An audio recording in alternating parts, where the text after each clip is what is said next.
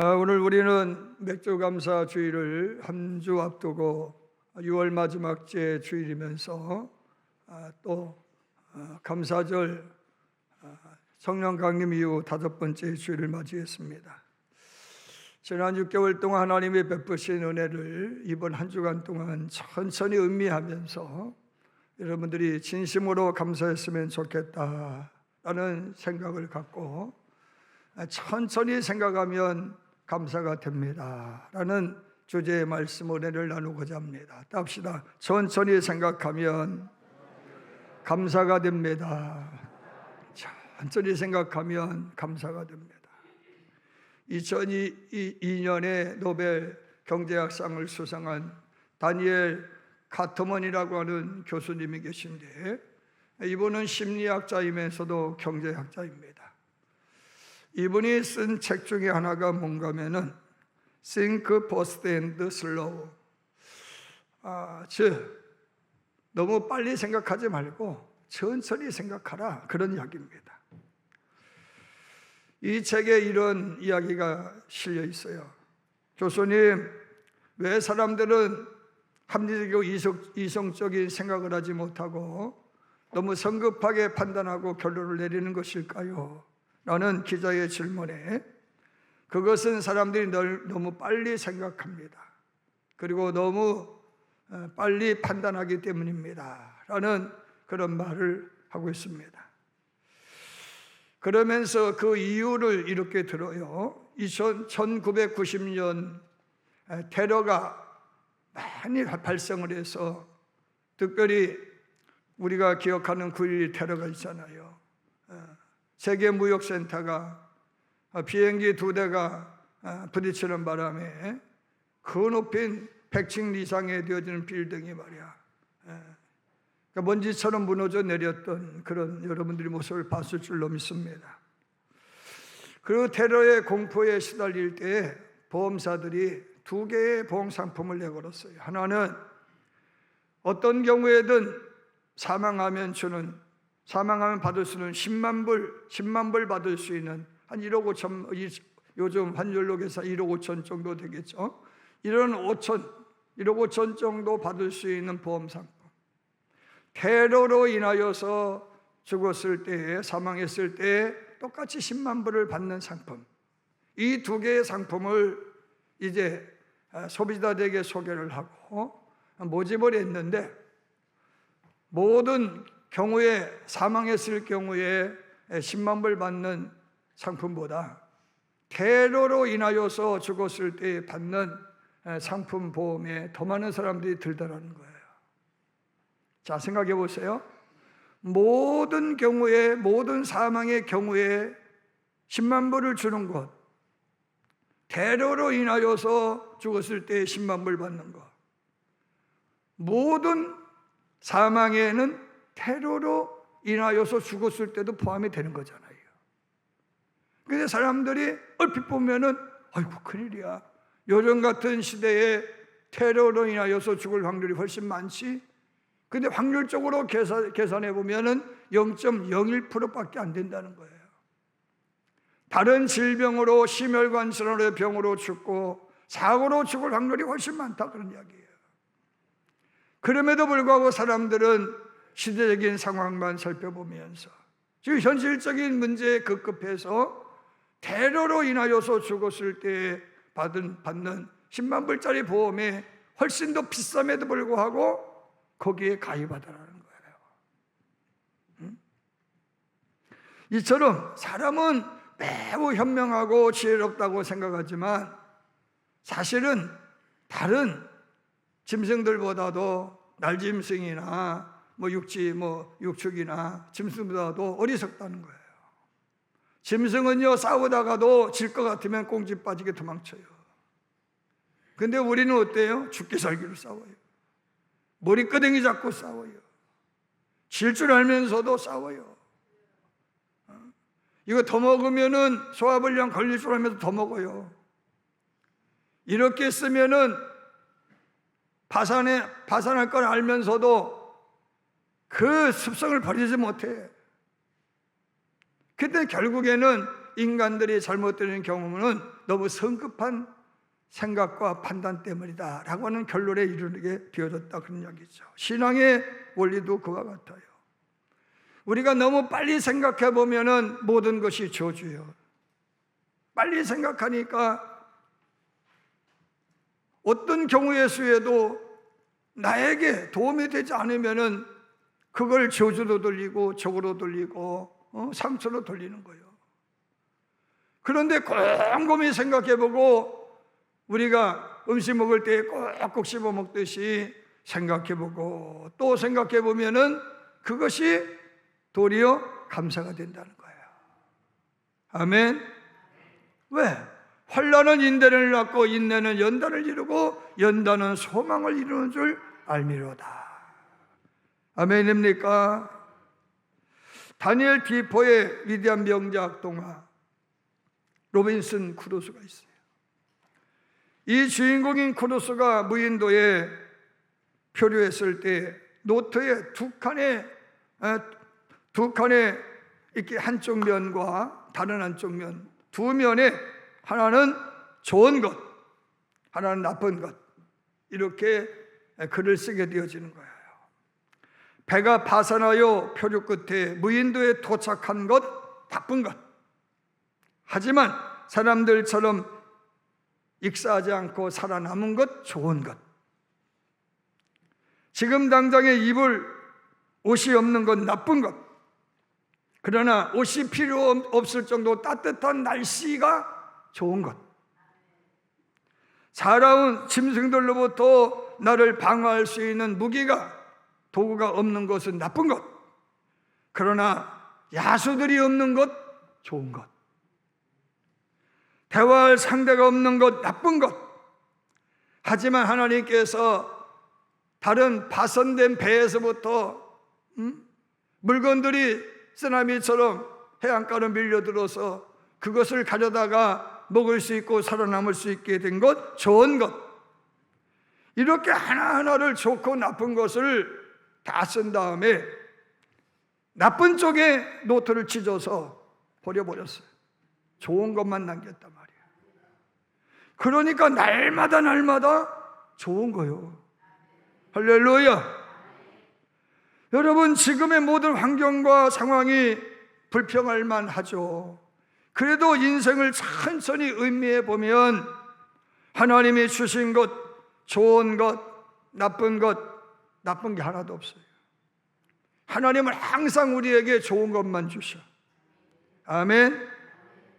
우리에게 가장 좋은 것 주셔요. 최고로 좋은 것만 주시는 분이 하나님인 줄로 믿으시길 바랍니다. 욥이라는 인물 좀 여러분 생각해 보세요. 머릿속에 그려보세요. 하루아침에 10명의 자식을 잃어버렸어요.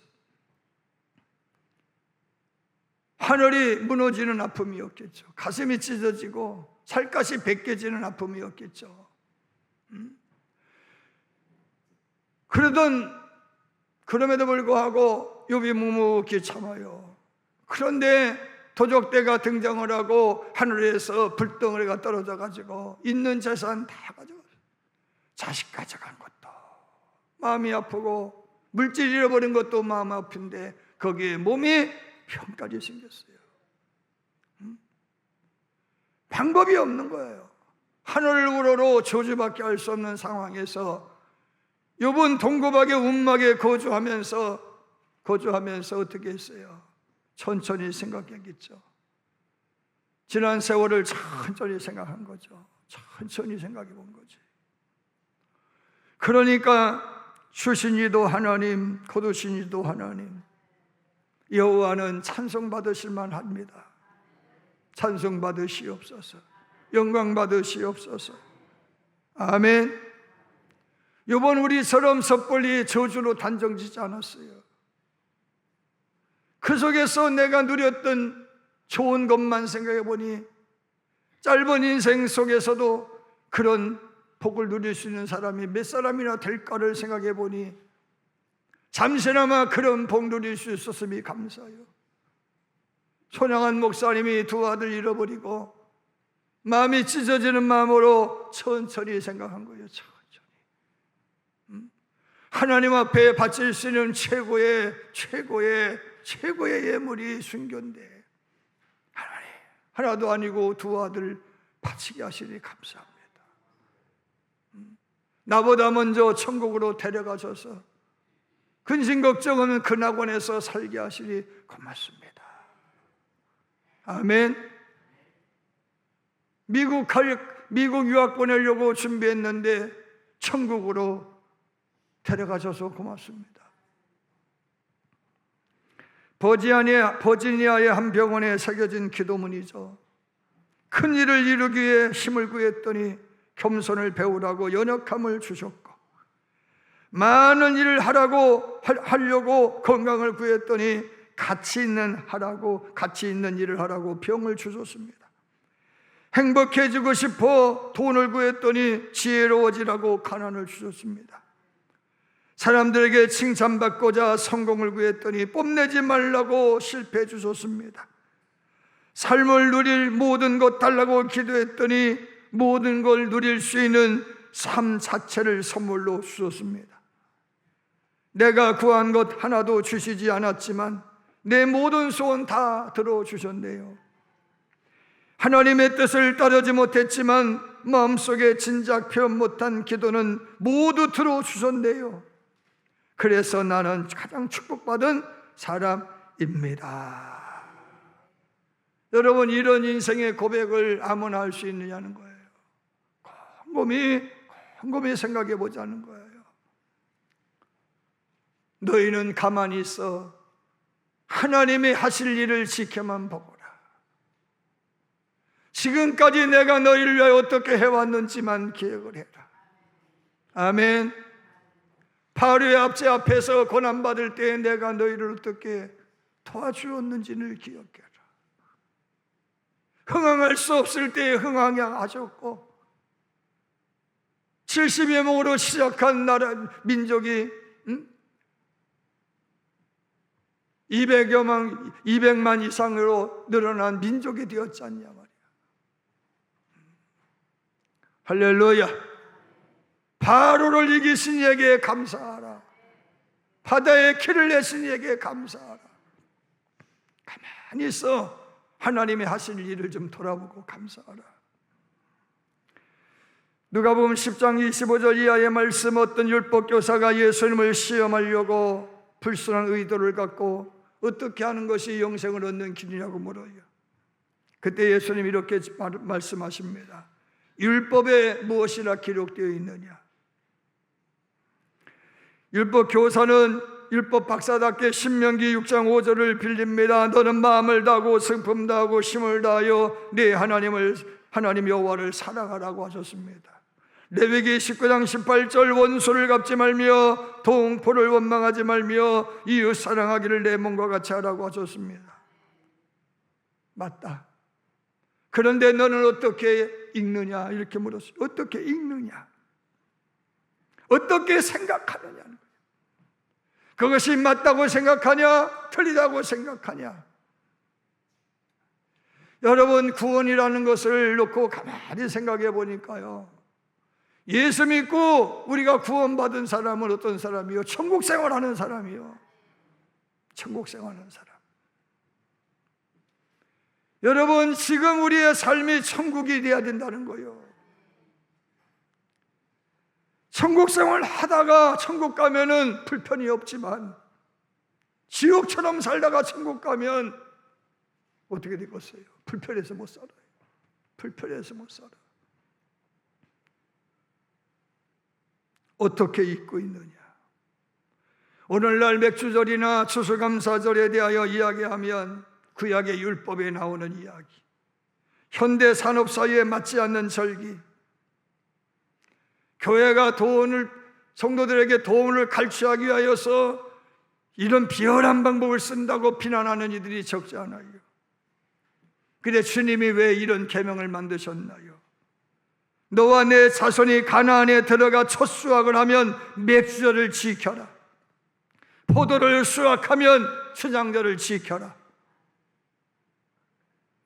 여러분, 그렇게 되면 지키라고 하셨어요. 그들은 광야길을 걸어가면서도 그날을 학수고대하는 거예요. 그날을 학수고대하는 거예요. 감사절을 지키신 나를 학수고대하는 거예요. 제가 섬겼던 교회 한 집사님이 초가집보다도 초가집도 그런 초가집이 없어요. 물이 줄줄 새고 벽은 다 떠다가 누더지가 되어 있고 마룻장은 썩어가지고 앉을래 앉을 수도 없고, 신방을 가서 기도하는데 세상에 이런 집에서 사는 이들도 있나. 6.25 동란 시절도 아닌데. 그 어느 날 목사님 입택 예배 좀 들어주세요 갔더니 사골세로 이사를 갔어. 사골세 이사 가서 예배 드리니까 기분이 좋더라고. 어느 날 또 예배 드리러 오래 갔더니 이제는 전세랴. 아멘도 없어. 또 예배 드리러 갔더니 이번에는요 집장만 했대요. 작은 평수의 빌라지만 집장만 했대요. 그날 예배 드릴 때 얼마나 좋은지 너무 좋은 거예요. 이분의 소망은 뭐예요? 사골세로 살았으면 좋겠다. 전세를 살았으면 좋겠다. 학고만 같은 집일지라도 내 집이면 좋겠다. 그걸 가지고 기도하고 기도했대. 지금도 가끔 전화와. 목사님 그때 잊을 수가 없다고. 응? 여러분, 감사절은요 그냥 지키는 게 아니에요. 그날을 기대한 거예요. 기대한 일이 이루어져서 감사하는 거예요. 아멘. 있고 없고의 문제가 아니다, 그런 이야기인 거예요. 오늘 읽은 시편 160편의 말씀 보세요. 1절로부터 26절까지 26종류의 감사를 담고 있어요. 이래서 감사하라, 저래서 감사하라, 그래서 감사하라. 여러분, 이 시편 기자가 쓸 때 26가지만 감사가 되겠어요? 260가지도 넘었을 거 아닙니까? 그런데 얼마나 감사하느냐는 거죠. 어느 예수님이 사마리아와 유대 사이를 지나가시다가 10명의 문둥병자를 만나잖아요. 그 문둥병자를 너무 치근히 여기셔서 제사장에 가서 보이라고 말씀하셨죠. 그들이 제사장에로 가다가 얼굴 보니까 나왔네. 야, 너 얼굴 나왔어. 아니, 옆 사람 보니까 너도 나왔다. 손 보니까 나도 나왔어. 새 발톱이 생기고 새 손톱이 생겼어. 너무 감사한 거야. 소리 10명이 엉겨붙어서 할렐루야 할렐루야 춤췄을 줄로 믿습니다. 너도 나도 막 축하해 주는 거예요. 그런데 그 길로 집으로 돌아가고 싶어서 이 소식 알리고 싶었지만은 그래도 병원 의사에 사인이 있어야지. 그래서 제사장에게 찾아가서 나 나음 받은 거 확인 증서 하나 써주세요. 보니까 나았네. 받아가지고 가다 보니까 예수님에게로 가려고 하다 보니까 어떻게 했어요? 9사람은 자기 집으로 갔다는 거죠. 어디로 갔는지 난 모르겠지만 단 한 사람만 어떻게 했어요? 예수님 앞에 나와서 살해하며 감사했다. 예수님 고맙습니다. 지금 내 수중에 있는 것 이것밖에 없네요. 빌어먹지도 못할 인생 벌어먹게 하셔서 감사하오니 내가 이후로 버는 것 족족 당신에게 감사하겠습니다.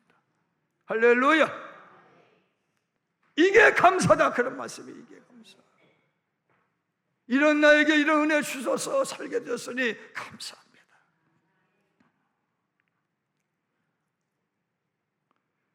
결국에는 감사하는 사람은 10% 미만이라는 거예요. 그 미만에 여러분 모두가 들어가기를 주님으로 축원합니다. 오늘 우리가 누리는 복도 결코 당연한 건 아니겠어요? 우리 민족은 한때 세계에서 가장 가난했어요. 전쟁의 참화 속에서 구음을 풀어 유지했잖아요. 그런데 나눠주는 국가가 되었어요. 나누고도 남음 있는 국가가 되었어요. 여러분, 나라를 빼앗겼는데 나라를 지키는 나라가 되었고 다른 나라도 지키는 나라가 되었어요. 할렐루야. 세계무역 강대국이 되었고, 그리고 국가 경쟁력 20일이가 되었어요. 할렐루야. 일본은 30일이야. 30일. 이 모든 것이 부모 세대의 피땀의 결실이냐, 근면자조 협동의 새마을 정신 때문이냐? 너 하나님의 은혜요, 하나님의 일하심이라는 거예요. 이 믿음의 길을 주님으로 축원합니다. 언젠가 저는 설교하면서 감사는 유기질 비료와도 같고 감사는 제초제와도 같다는 말씀을 드렸어요. 유기질 비료는요, 땅의 작물을 더 기름지게 하고 열매를 탱글탱글하게 만들어요. 땅도 좋아지게 하고 식물도 좋아지게 하고 열매도 좋아지게 하는 거예요. 감사는 그런 거예요. 삶의 활력을 더하고 기쁨을 더하고 보람을 더하고. 할렐루야. 제초제는요, 모든 것들을 말라서 죽여버려. 감사는 그런 거예요. 감사할 때 원망이 죽어, 불평이 죽어지고, 할렐루야, 저주가 포기되고. 사랑하는 여러분, 이런 것들이 자라지 못하도록 하는 것이 감사라는 말씀인 거예요.